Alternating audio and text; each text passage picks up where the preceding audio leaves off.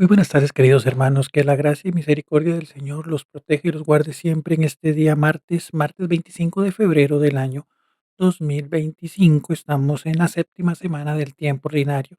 y prácticamente a una semana de empezar el tiempo de Cuaresma. Este tiempo de conversión, este tiempo de gracia. Bueno, conversión es siempre en la vida del cristiano, pero un tiempo de particular y especial preparación para vivir los misterios centrales de nuestra fe. Les saluda su hermano Jorge Isaac González Marín, salesiano cooperador, y vamos a hacer una pequeña reflexión sobre los textos de la liturgia de la palabra de este día martes. Y bueno, el tema es muy marcado, el tema es muy definido y es justamente la anteposición entre la vida terrena en busca de la vida celeste y que seguir a Cristo es una lucha y eso no se niega. Desde la primera lectura tomada también del libro del Eclesiástico o también llamado el libro del Sirácides, se nos habla mucho de que en el momento en el que buscamos el servicio al Señor, vienen las pruebas, vienen las dificultades, vienen las contraposiciones. De hecho, no me acuerdo si era el santo cura de Ars el que decía que si en el camino de la vida no te has topado con el maligno, es muy probablemente porque camines en la misma dirección que él. ¿Por qué? Porque dentro de ese llamado que Dios nos hace justamente para poder servirle, para poder vivir de acuerdo a sus enseñanzas, los obstáculos no van a estar fuera de el momento. Obstáculos que estarán incluso en los momentos y lugares donde tal vez pensaríamos que no los estarían. Y no es, o no se trata de pensar entonces de que sería mejor para entonces en esas circunstancias, pues darle la espalda a eso que Dios tiene previsto y dispuesto para nosotros, sino más bien el comprender que eso ocurre y eso también nos ayuda a no aferrarnos a elementos que al final no serán eternos, como el Señor quiere que nuestra vida lo sea. Porque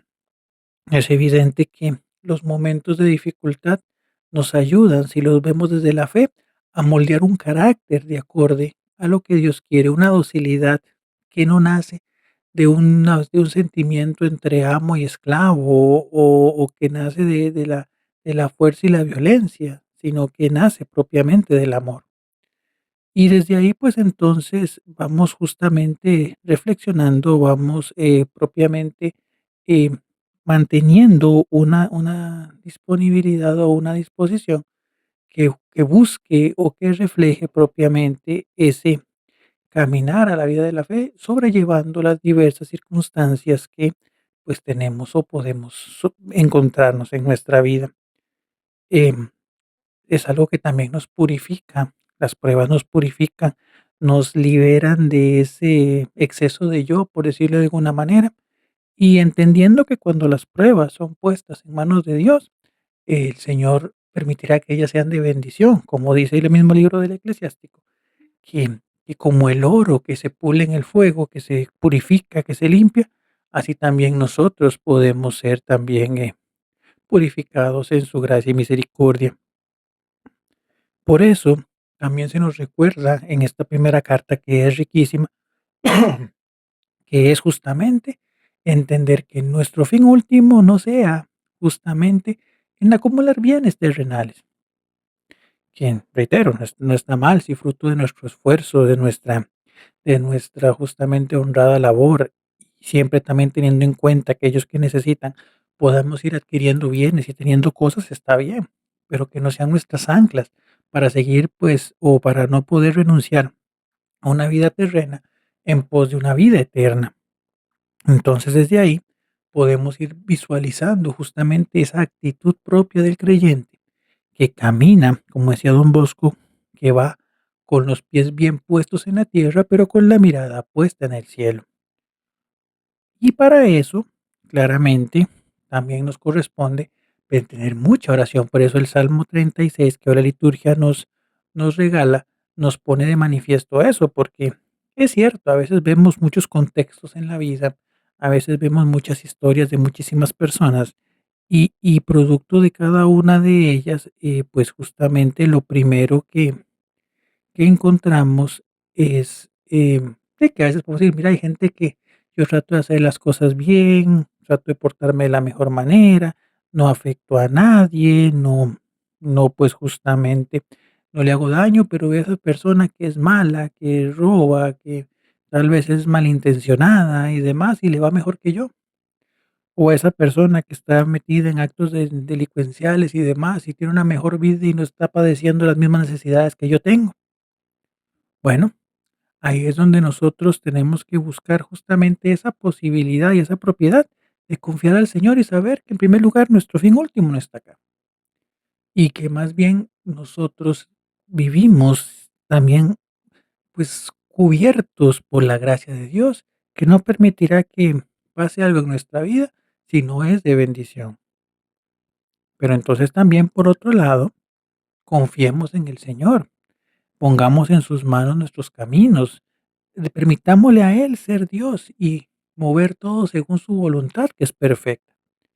Y lo más importante para eso, pues también es apartarnos del mal, pedirle al Señor que nos ilumine y como lo dice el Padre nuestro, no nos dejes caer en la tentación y líbranos del mal. Por eso también volvemos al tema justamente de lo que es el texto del Evangelio tomado de San Marcos, donde pues Jesús habla con sus discípulos y les va instruyendo y les va hablando sobre lo que tiene que padecer ahí en Jerusalén. Y al final ellos no entienden el sentido del sacrificio porque en su mente, como dice el texto, estaban más enfocados en quién iba a tener mejores puestos en ese sentido en el momento donde, según su perspectiva mesiánica, Jesús iba a tomar posesión del mundo, iba a poner otra vez a Israel como ese reino poderoso, entonces, ¿en qué posición quedaría cada uno de nosotros? En este caso lo decían cada uno de ellos. Y lo cierto de esto es que, bueno, al final Jesús les pone o les hace entender que solo en esa apertura hacia los bienes celestiales es la única manera donde nosotros podemos entender que lo que pase por acá no tiene mayor valor, que puede convertirse en un medio para poder llegar a Dios, pero no pueden ser cosas que sean en fines. Y el ejemplo más claro y marcado de eso es propiamente la misma crucifixión del Señor. Aquella en la que muchos se burlaban y lo creían derrotado, fue el vehículo por el cual llegó la gloria de la vida eterna. Pero hay que pasar por ella. Por eso es importante que no nos dejemos engañar con aquellos evangelios de prosperidad que a veces nos venden y que si creemos en Dios vendrán riquezas, vendrán mejores puestos y esas cosas. No porque el Señor no quiera concedérnoslas, sino porque el Señor sabe lo que nos conviene a cada uno de nosotros y por tanto nos corresponde a nosotros también tener una disposición de fe y llegar a ese nivel de esa infancia espiritual que es con la que termina el texto. Esa infancia espiritual que significa pues poder confiadamente someternos a la voluntad del Padre. Pidámosle al Señor entonces en este día que podamos someternos,